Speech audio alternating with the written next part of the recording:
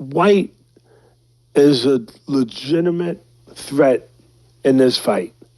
A legitimate threat. Anyone who don't know that, you don't know that. From my experience, from knowing what I know about fighters about this game for 50 years, he better not be sleeping on him. A lot of people are sleeping on Dillian Whyte. A lot of people. They are. Definitely. And you know what?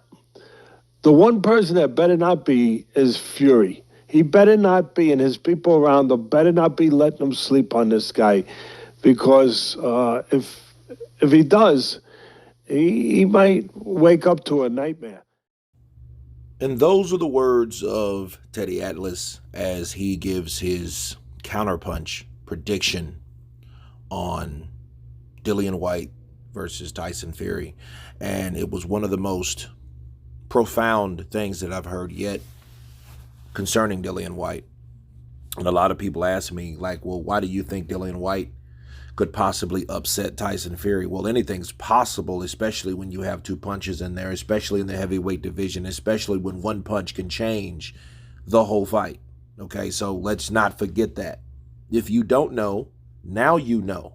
So what he's saying is Tyson Fury has to be at himself. He can't have any bad days. And for the record, Deontay Wilder, that fight was supposed to have been, he had all these problems. He had his daughter in the hospital. He couldn't train. He couldn't run 3 miles. Therefore, he did all this on the strength of his will and his grit. But of course, all that is in hindsight, so, it doesn't matter. But if he has one of those supposed bad days or bad situations where he couldn't train, he could end up, like Teddy Atlas said, in a nightmare, because you got a guy that has refused to do promotion. He's refusing to even talk about the fight as far as, hey, watch this for so many pounds or join me and Tyson. No, he's just another guy that's been in training mode, in the den, in the trenches. He's isolated himself, and he has decided to, hey, you know what? I'm going to let my fist do the talking, which could be one of the worst things for Tyson Fury that we've ever seen. Okay? And breakdown-wise, I'm going to let you guys listen to something that I've been saying that Teddy Atlas has to stay. Stay tuned. If he does choose to go after him, which he's been doing in his last several fights, he better be careful, because Whyte, I don't think people really see this dimension in him enough. He counters pretty good. He times pretty good. He can catch you coming in. And he's got a pretty good length on his arms, just like Fury does. He can surprise you. And again, if Fury does decide to engage and exchange with him in the pocket, so to speak, he better be ready for what Dillian Whyte is very capable of throwing at him, which is good straight counter shots, good short hooks, shots that can be accurate, shots that maybe could surprise a guy like Fury as he's thinking that he's going to walk in and be the boss. Excellent breakdown by Teddy Atlas. And what people don't understand is Tyson Fury has the height and the size and the speed and the skill, okay? But if you go and walk in on a guy like Dillian Whyte, you're doing exactly what Dillian Whyte wants you to do. That takes away all your advantages. Okay, the height. Okay, if you're fighting a guy toe-to-toe, that totally takes the height away from it.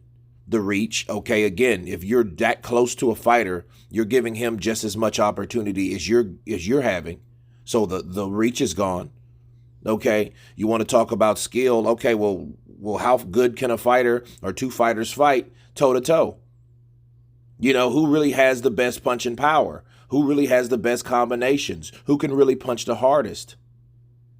So the main thing is here, when people talk about Tyson Fury, and Tyson Fury says, you know what, I have all this and that. That's why I can beat this one guy.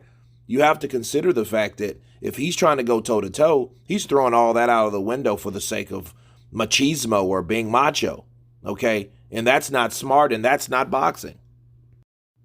See, people praised Fury for taking it to Wilder the way he did, but Fury was not an idiot. Fury understood Wilder because he's been in there with him. The experience with Wilder knew what his limitations were. His limitations were not inside fighting. He was not a good mid-range fighter. He was a sniper, okay? He was a guy that could catch you from a far distance. That's why Wilder was so effective, because he was able to use his height.